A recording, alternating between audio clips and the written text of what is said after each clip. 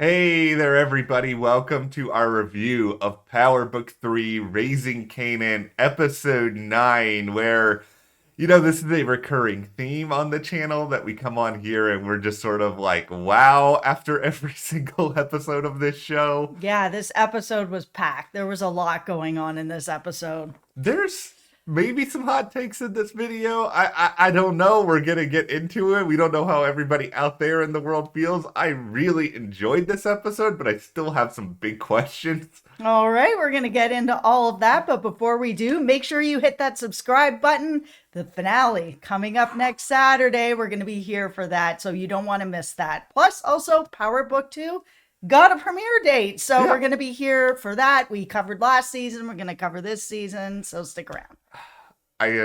No offense to Power Book 2, but like I know where you're going with this. After Raising Kanan, like how am I supposed to go back? Like that show is just so good, like so outstanding. This is just next level Raising Kanan. It is really hard to compare these shows. I was thinking about the exact same thing last night where I'm like, I'm excited for Power Book 2 to come back, but after watching Raising Kanan, the two shows are just not comparable. Okay, so if we're gonna talk about like big jaw-dropping moments, I think we both probably know where we have to start off here. Oh, Howard. Okay, so listen, there are going to be a little bit of spoilers from the preview for the finale. So if you haven't seen that, just for like a quick second, be like this. Yeah. So we saw that Kanan showed up, Unique's jacket came back into play, and he shot Howard, and it went into a black. So immediately, I mean, I think we all thought probably dead. I mean, that's a pretty common like filming thing, that if you want someone to, be dead on film sort of thing, that cutting to black is a way to sort of be like lights out. Yeah. However, then we saw the preview, and he's in the preview, and it looks like he's on a hospital gurney. He's not doing well, but he's not dead. Yeah, and okay, I'm happy he's not dead, only under the circumstances that I felt like, and I did feel like this before I watched the preview, that if they killed him off without him ever saying to Kanan, pulling a full Darth Vader and being like, I am your father, spoilers for a movie that's decades old, then I think that it would have been such a cop-out. Like, I really want to have Kanan have this knowledge and have to live with this knowledge. It's much more interesting and complex to me that way. I absolutely agree, but there are other ways for him to find out, and this whole plan that Rock came up with, I was already just like, there's next of kin. He knows he's dying. He sat with that doctor, and the doctor was like, here's what's happening to you. You need the bone marrow, you're gonna die, sort of thing. And he's like, so I guess I should be wrapping up my affairs, i.e. maybe I should make a will. Oh, I have no family? Wait a second. I have a son. I'm going to leave everything to him. I mean, it's possible that could be the way. There are other ways. This plan wasn't that well thought out. It was not foolproof. Like, let's just make that part a bit clear. Also, Detective Howard, I do have a beef with you here for a moment as well. When Kanan has the gun to your face, he's like talking about some other stuff and being like, you don't want to do. The moment he does it, you should be like, I am your father, and like do something to disarm him. Don't just sit there and talk about other things. I agree. That was actually my beef as well, where he was all like, I had been thinking about this all day, what I was going to say to you, how I was going to say it. Kanan pulls a gun. That's your moment, man. You have to say it like he's obviously ready to shoot you. You're not going to talk him out of it. You're nobody to him. He doesn't know you that well. He's met you like a handful of times. You're the cop in the neighborhood. It completely baffled me why he didn't do that. I don't know if there's going to be a moment coming up now in the finale where he does, which also, by the way, this guy's got, leukemia. He's already dying. How is he still alive? Like, I really don't know. Yeah, I said in our last review that I don't think that we're gonna see Omar Epps in the next Yeah. season, and I still feel like we won't. I think that he's probably going to still end up dead, but it just may not be from Kanan and shooting him.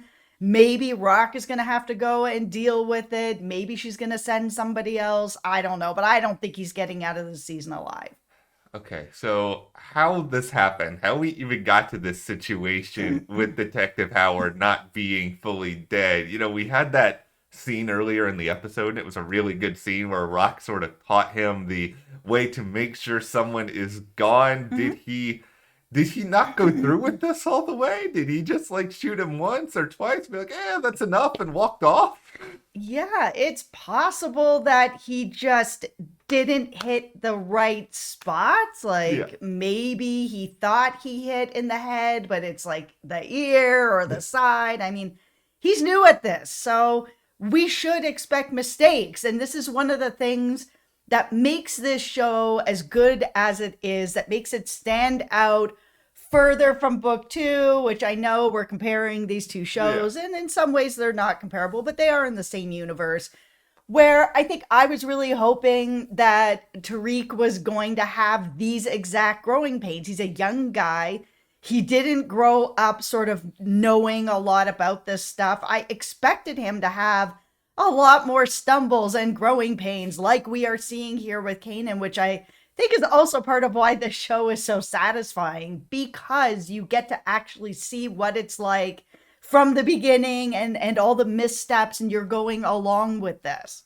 It does make a lot more sense that he would find a way to screw this up somehow, that he has specific instructions, but it's putting a lot on him. And just that scene with Rock even just telling Kanan about the mission and what she wants him to do, like, it was so unbelievably manipulative on her part. Like the words, the language that she was drilling into his head.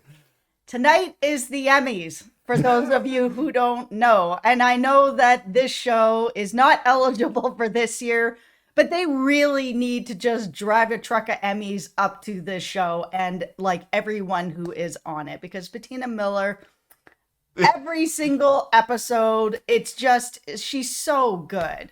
Yeah, and she was so good and so convincing in that scene, because it's like Rock knows the thing that Kanan wants more than anything else is to feel like he's a part of something, that he wants to feel validated in that he wants to feel like he's more than capable. And here she is. She just like got the biggest paintbrush possible from the art supply store, and she is just like laying it on so unbelievably thick. Absolutely. It really was just, she knows what Kanan wants to hear. She knows how much he's wanted to be part of this. And now she's giving him like the biggest job there is. And yeah, there's a possibility that it could go sideways, as Howard said, and is like, listen, she's setting you up. And I don't think she is setting him up. I think she feels confident in the plan that she has to set up Unique. I don't think she's looking at this being like,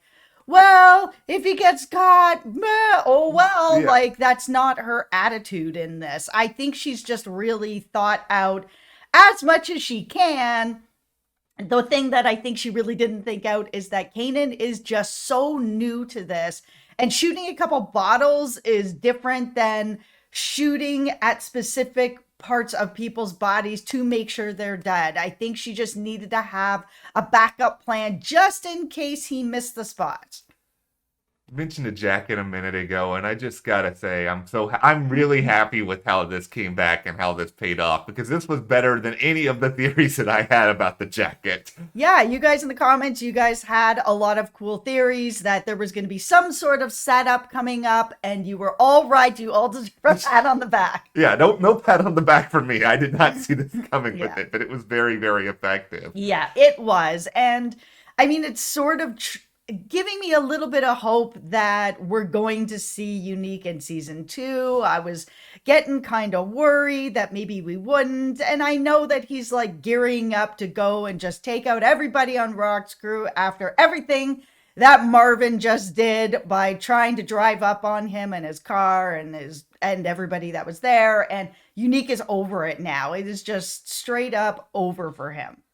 I gotta say, I give Unique a grade of A+ for for just his big supervillain monologue in front of the crew. Usually these are very very annoying, and it's like, okay, we get it. Move on. You're powerful. You're gonna take over the world. All this other, like, Unique is just like genuinely terrifying. So I was just all in on it. Yeah, you could feel like just how angry he was at everything that happened. Again, drive the truck Emmys over to this cast. Yeah, yeah, because he's usually not someone who gets this angry. Like, he usually, plays things off with his charm, with sort of the way he speaks, with sort of the casual manipulation. But he was just like completely jumping off from the top diving board and just like creating the same feeling among all of his people that he feels on the inside. Okay, let's talk about Lulu here. He's not dead. We all kind of knew that he Yeah. was not going to be dead. So that is good news. We are happy. Speedy recovery, Lulu. You certainly need it, given like, I know. okay, first of all, you almost get burned to death. And then there's also the bright idea of, okay, let's go into the hospital and try to kill you while you're there, even though, there's all sorts of ways that can go wrong. Yeah, that didn't seem like one of Unique's best ideas to send people to the hospital to do this. I understand that there was a silencer on that gun, but just the same, it was pretty risky. I mean, people were going to find out. It actually seemed a little bit too out of character for Unique, because Unique is very, very like, he everything is very planned out for him. However, I'm going to give him the benefit of the doubt because he's super pissed off at everything that's going Yes. on at this point, that he's not thinking clearly. Yeah, I think he must have just been acting emotionally. Like, because there's nothing that Lulu is going to do in the hospital that is going to damage him that much more. Like, I think he can wait for him to make a full recovery and it would be fine. Yes, it would be. He can take care of that in a less populated area. I think if he had time and he wasn't acting off of his emotions because he's extremely pissed off with everything that's going on and he just wants things taken care of right away, he's not just waiting it out and planning it out the way he normally has. Since we're on the subject of Rock and her brothers, I think this is where things are gonna get hard. We have to have the Marvin conversation. I mean, we'll start it with Marvin and Rock just because that scene, I think we saw that coming, where now that Marvin, helped to save Lulu's life and now Rock doesn't have a lot of other options, all of a sudden she wants him back in the crew. Yeah, I actually didn't expect it to happen this quickly. I thought maybe Yeah. by the finale they would figure it out and that we'd have one episode of Marvin on his own doing whatever and Rock not caring. I thought we were going to have a little bit more of that, but no, I'm glad that they're just back together. It works better that they're all together. And if we're going to talk about Rock's manipulation, is it possible that she extends this olive branch to Marvin, not because she wants him, but rather because she knows that if he's out on his own, he's not going to be controlled and he's probably only going to make things worse? I am sure that is part of her thinking of it after everything that just happened. I mean, he did say, listen, like, I'm not with you anymore. You don't choose anymore. But I think it was a really important conversation that he had with her too, where he was like, listen, you're better at this than I am, but just the same, I'm a man and I do need to have respect. And I think it was an important conversation to have. Yeah, I think Marvin admitting that Rock is better than him is probably the most self-aware that Marvin has been. Like, you are correct, Marvin. She is way better at this than you. Yeah, it was an extremely honest conversation that he was having there. Okay, now Oh, there's no. we can't keep going without getting into the jukebox and Marvin scene. This was the hardest part of this episode to watch. I don't even think it's close. Emmys, Haley, Emmys. Like, this really was such a good episode for her. Again, like, Jukebox has the best material on the show. I'm just gonna say it. Her storyline is so good, and that is not to take away from anybody else's storylines Yeah. because they are all good. But the depth of where her character has to go is so much deeper than anybody else on the show. This whole scene where Marvin figures out that she's gay was just so off the wall, crazy, heartbreaking, insanely difficult to watch. It speaks to, I think, a lot of different things. Like it speaks to how, prejudiced people were in this time, and really, we're talking here about the early '90s, and there's a big part of us. It's like, oh, it's not that long ago, but when it comes to perception of certain things, including people's identity, it could be an entirely different universe. And I think we see Marvin is a guy who has not been educated on any of this, that doesn't really understand, that's holding on to all of these prejudices from the past. And he's also clearly got a problem, an enormous problem with just rage and with just acting out on that rage. Yeah, I mean, I grew up in that time. I've said it in these videos. I was the same age as Kanan during that time, but I grew up in a different area. Didn't grow up in America. I grew up in Canada and in Toronto in the 80s and 90s. It wasn't perfect up there, but I mean, Toronto is a very, very diverse city, and it was then as well. And at that time, that was a time where more people were coming forward with their sexuality and they were being a little more open about it around North America. But in Toronto specifically, people were much more open about it. I mean, when I was like 11 and 10, my mom, just story time quick, my mom was single mom, worked long hours. I would come home from school and I would stay with my neighbors who were a female couple. And for me growing up, it was just like, well, that's normal. Everything's normal. Everybody's everybody. It just doesn't matter because that was Toronto and it still is Toronto.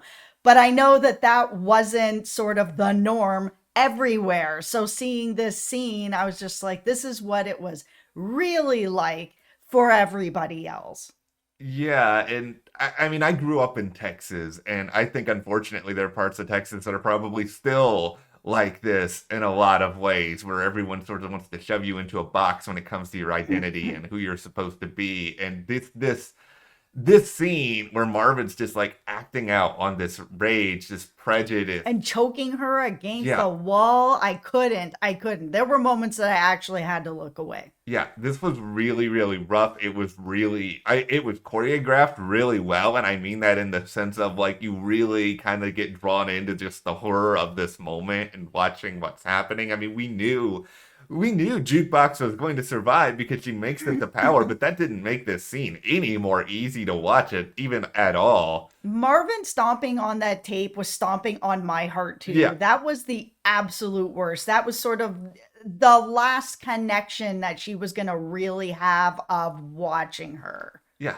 And there's no going back now for Marvin and Jukebox. I can't imagine it. I don't know what's going to happen with Jukebox from here. Like if she's just straight up not going to go back there anymore, she's going to maybe ask to go stay with Rock. Like I don't know how she stays in that house.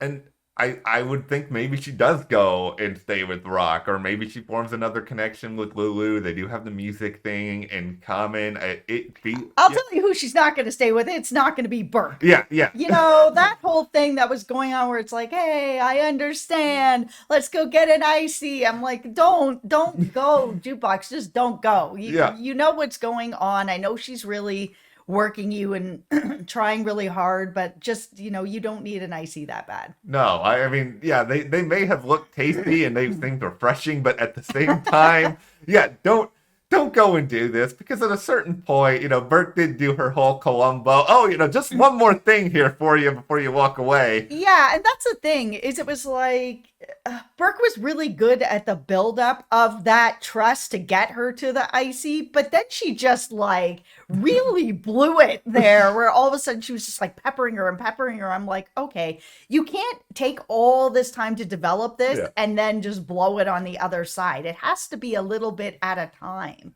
I think it did pay off a little bit of we saw Howard in the past sort of telling her, oh, you're too blunt, or kind of pointing out some of her problems, and it was like, oh, this scene is actually showing us some of her problems where she was really good, but she is totally fumbling the execution of all of this in the end. Yeah, and I mean, it all ended up working out for Rock anyways, because Jukebox did go back and tell her auntie what was going on, that Burke was putting pressure on her, and Rock was like, listen, it's not always bad to have a friend that's a cop or somebody who wants to talk to you. And then we saw Jukebox, of course, set her up. It was a real, it was so, all of this was really well done. There's one other scene in this episode that I think is going to get lost, and that is Rock going to church and Rock actually, speaking to her own mother, and we haven't really gotten to see any of Rock's backstory, but I thought that was really good in sort of informing who she is. Well, and just informing that these three siblings, their mom is still around. It's just her mom is not with any of them. She just doesn't seem to really be talking to any of them. Yeah, and I think just hearing her mom sort of say, oh, what you are, what you've become, that's on you. That's not on me. I think a lot of that is Rock also searching for something when it comes to what Kanan is becoming. Is she responsible for it? Is it something else? Yeah, it absolutely is. And I'm sure that that is weighing on Rock, while she knows that she has just asked her son to basically set up Unique, which could easily blow back on Kanan as well if it doesn't work out from Unique's crew, and then to shoot and kill a cop. And on top of it, this is his dad, right? So this sort of reminds me a little bit of what just happened on the Blacklist. For anybody, there's spoilers here for that as well. There's been this relationship between Reddington and Liz for 8 seasons where it seems like Reddington is her parent. Yeah. And she didn't know, and she was asked to kill him. It's such a difficult, just very kind of dark thing to ask somebody to kill someone that they don't know is their parent. That's something It's you hard. can't ever take back. No, and there was so much emotional heaviness within this episode that as we start to wind down here, I think we all need to take a moment to be sad that the most important character in all of Raising Kanan was not featured in this episode. And I am, of course, speaking about the future superstar that is Famous. I knew it. Where was Famous in all of this? Is he practicing his next big hit? Oh my God, Matt, see yourself out. Kind of like things out. It's a very heavy episode by and large. Well, it was a heavy episode. This is a heavy show. Yeah. They're tackling a lot of really big topics in this show, and good for them. They're doing it in a really good way. Everything can't be, rainbows and famous. Rainbows and famous. Okay, well, we will tie this all up. If you enjoyed this video, hashtag Rainbows and Famous. What did you guys think? Where do you think we're going entering the finale? Do you think Howard somehow survives this season? Let us know and subscribe. Hit that button. Give us a like. We will see you guys here next time.